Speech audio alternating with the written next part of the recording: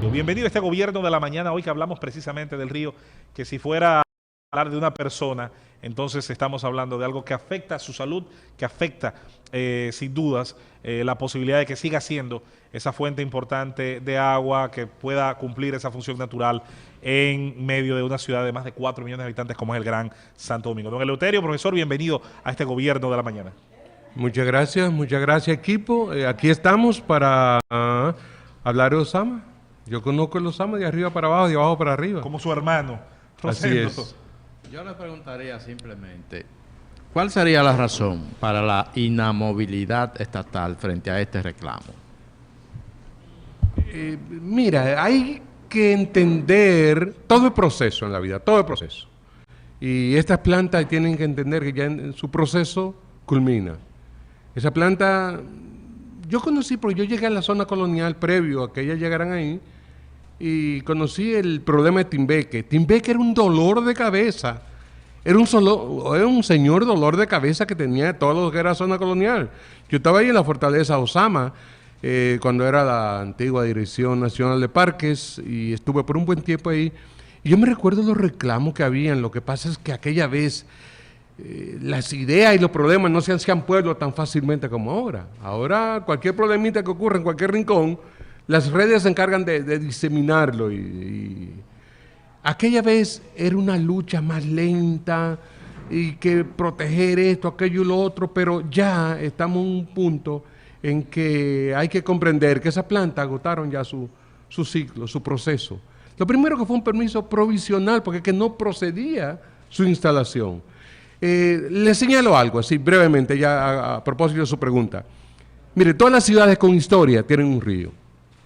Todas las ciudades con historia tienen un río que es como el elemento insignia, es por decirlo de alguna forma. El Sena, el Támesis. El Sena, el Támesis, un Hudson. Sí. Es decir, todas las grandes ciudades que tienen historia tienen un río obligatoriamente y tenemos que darnos cuenta que nuestro Sena es justamente el Osama, que no hay forma de nosotros entender de que hacer turismo colonial, turismo cultural, turismo de historia, donde el elemento, el eje fundamental es el río, nosotros tengamos una vergüenza como esta, cada vez que llega a un bar, donde están las plantas ahora mismo, tienen que estar llegando los cruceros. Es decir, si alguna preocupación debe existir en las autoridades, es ver realmente cómo aprovechar de la mejor manera posible el espacio físico que brinda el Osama.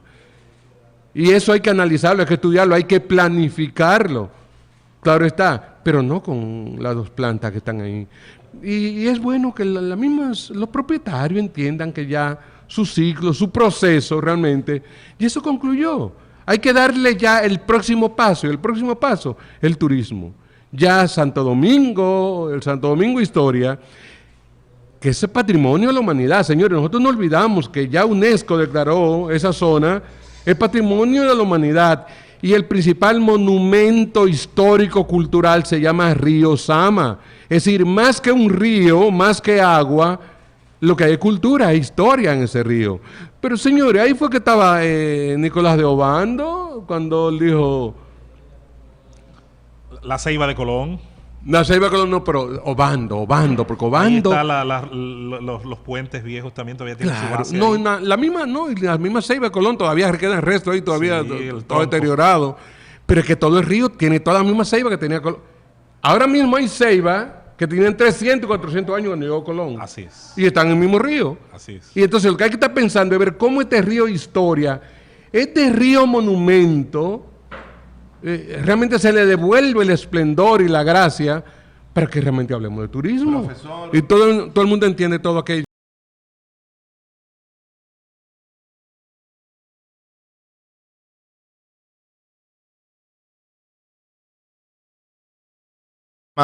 De arriba abajo y de abajo arriba. Y precisamente nuestra pregunta va en esa dirección. ¿Cuál es el daño? ¿Qué tan profundo es el daño que ha sufrido el río Sama con la permanencia de estas plantas durante tanto tiempo en ese lugar? ¿Cuál es el daño con la fauna, la flora de este río? No, el daño principalmente es el elemento perturbador. Aquí hay que entender, esta planta es el elemento perturbador que tiene el río. Pero este río es un señor río. El río Sama es un río que primero se forma en la máxima altura de la sierra de Yamasá. Es un río con aguas seguras. Aguas seguras que es un río que no se va a secar por ahora, porque es un río donde el aporte principal lo hacen los vientos alisios, que son permanentes y que es un muro de contención. Tú tienes casi 1 kilómetro vertical. ¿Sabes con 1 kilómetro vertical? Ahí en Villa Altagracia. Sí. Es decir, que eso es por decirlo así, una barrera casi infranqueable a los vientos dominantes, no vientos locales, sino los vientos dominantes, que te crean condiciones tales que desde los 400 metros hacia arriba, y estaba hablando 500 metros más, así, medio kilómetro más hacia arriba, de los 400 metros hacia arriba, tú creas unos sistemas de turbulencia tal que es capaz de concentrarte toda esa humedad, toda esa carga de humedad que está entrando al país y te obliga a que la convección te mantenga una humedad permanente. Yo no sé si te han pasado por Villa Altagracia. Claro, Villa Altagracia es uno de los puntos donde más llueve en el territorio nacional. Diario, prácticamente. Que no puede pasar, mira. Vamos a suponer que dura mucho tiempo sin llover ahí en Villa Altagracia. Pasarán 20 días al año. No, ¿qué 20 días? Como demasiado. Y 20 días, estamos hablando de lluvias verticales, porque también hay lluvias horizontales. Las lluvias horizontales son diarias, permanentes y las 24 horas del día. Susana. En serio, aparte de la importancia histórica y social, porque hay demasiados barrios alrededor, la importancia para el ecosistema de Río Sama, desde el punto de vista, ya usted dijo su característica fluvial, pero ¿qué otra importancia pudiera tener como productora de agua, como estaba diciendo Luis? ¿Crees tú que es recuperable con toda esa sedimentación rápidamente el río Sama para ser proveedora del agua al Gran Santo Domingo? No, indudablemente, qué bonito, qué bonito. Ese es el enfoque. Ese es el enfoque que tenemos que dar del río Sama. Toda cuenca hidrográfica tiene que darle vida y soporte a la comunidad que se asienta en su zona de remanso. Es decir, qué bello. la capital dominicana es el remanso de los Sama. Y el agua discurre de forma natural, sin esfuerzo. Es decir, que tan pronto baja de la zona de montaña, se irriga, se extiende, se esparce, se acuesta. El río se acuesta justamente en la sabana de Guabatico y justamente ya en la parte que viene justamente hacia la capital, y son estos muros kársticos, ¿cómo se llama eso, Luis?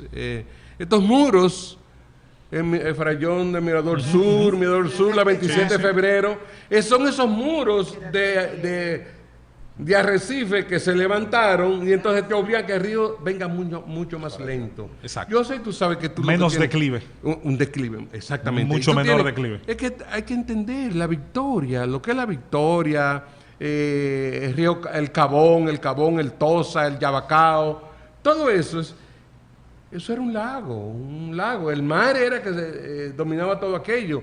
Y entonces, estos arrecifes al levantarse, obligan a que el río tenga que acostarse hacia allá. Los humedales de los Sama, el sistema de humedal, el segundo sistema humedal más grande del país. Nosotros nada más miramos el Bajo Yuna. El Bajo Yuna, que es el más grande del país, indudablemente. Pero el segundo son los humedales de los Sama. Entonces, este río baja con tanta agua que yo no sé si ustedes saben que eso se pega prácticamente al río Tosa. El río Tosa se une al río Sama y que te llega a los llanos prácticamente, es decir, es una planicie que no tiene ni siquiera 20 metros de altura. Barrer esa salinidad es justamente porque todo eso era mar, hasta hace poco. No, pero para la pregunta fundamentalmente del valor, la importancia, de que si es salvable el día que el gobierno se lo proponga, el día que vengamos con un gobierno que tenga esa visión, esa actitud. El río más fácil de sanear es el río Sama. Porque es que baja con agua y baja con agua de calidad y con cantidad. Es que el problema es que tenemos una desgracia que se llama Duquesa, tenemos una desgracia de un sistema industrial de la Isabela que nadie le puede poner en cintura. Es simplemente buscar el orden. Es cuestión de planificación. La palabra clave se llama planificación. Y el río Sama, es que nosotros podemos hacer más fácil, más potable las aguas de los Sama que el Támesis. Más grande, más fácil que como lo hizo New York con Hudson. Con el Hudson, sí, es decir, es que tenemos la capacidad. El río te baja con agua. Si no viniera agua, fuera lo difícil, pero tú sacas toda esa barcaza y te hace un plan de traslado de las industrias que no pueden seguir ahí, porque ya no pueden seguir ahí. Porque la barcaza, nos concentramos porque el problema actual y que llama la atención es la barcaza, pero una serie de problemas que tenemos ahí en los Sama y que eso da vergüenza y el gobierno tiene que poner atención a todo aquello. O no el gobierno. La sociedad. Las instituciones que están creadas para eso, porque el problema es que decimos gobierno, no. Son instituciones. El Ministerio de Medio Ambiente tiene que parar haciendo pies. Si no, este río es responsabilidad mía que ese río tenga que sanearse. Y tenemos que comenzar a trabajar eso. Antes de darle ya participación también a doña Gladys Rosario, la doctora Gladys Rosado, que se nos une. A veces me pasa mucho con la población dominicana y lo aprendí mucho con el deporte. A la gente le encanta la comparación y a veces se entiende, asimila más cuando se hacen comparaciones directas. Por lo que había leído, recuerdo en mis años de estudiante, de secundaria sobre todo, si se tomaba toda Centroamérica, quizás con la excepción de la frontera de Guatemala, el río Sumacinta, que es grandísimo, y se le dice a la gente, en comparación a otros cuerpos de agua de toda la zona del Caribe y Centroamérica, lo impresionante que es precisamente ese estuario, ese río de los Sama y el Yuna. No hay en el Caribe, también por su relieve tan particular que tiene esta isla, y con la excepción del Artibonito que está del otro lado, ríos de esta dimensión en toda esta zona del continente. Es una excepcionalidad que nos tocó a la República Dominicana, a la isla de la Española completa, pero también a este lado en especial, tener cuerpos de agua así de grandes, así de caudalosos, en una, digamos, proporción de terreno tan pequeña. Mendoza, mira, ¿tú sabes qué cantidad de agua está llegando a los Tres Brazos? Tú ves la islita de los Tres Brazos. Sí. Es decir, que se forma por... La isla Esperanza, la isla Osama. La isla de la Esperanza, esa islita de la Esperanza. Isla fluvial. Te está llegando 49 metros cúbicos por segundo. Wow. Y eso es permanente. Eso no es de que hay una época de estiaje, que hay una época que el río va a bajar. Son 49 metros cúbicos por segundo que te está llegando ahí. Y eso te indica, mira, que tú tienes agua suficiente para darle agua a Santo Domingo todas las veces que a ti te dé la gana, todas las veces que tú quieras. Y te permite hacer todo el uso fluvial del río. Que tú puedes moverte 35 kilómetros hacia el este.